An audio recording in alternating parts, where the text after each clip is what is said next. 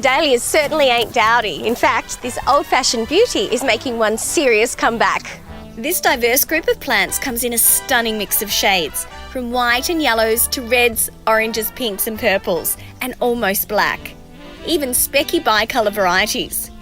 And an array of flower shapes, from single varieties that attract the bees to fancy doubles in every design.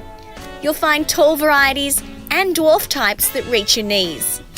You can grow dahlias from tubers, which are planted sometime between late winter and spring, or through the warmer months you can get them potted like this. Now, dahlias like to bask in the sun, and they do best in a moist, well-drained soil.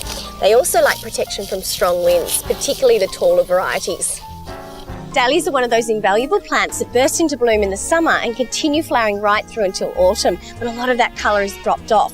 In fact, if conditions are right, you can get flowers on dahlias right up till Mother's Day, so they combine beautifully with other late flowering stars in the perennial border. When the flowers start to fade, just deadhead them to encourage more blooms. So simply cut the faded stem back to a pair of leaves to keep the plant looking good. Or better yet, harvest the flowers when they're at their peak and bring them indoors for vases of spectacular colour.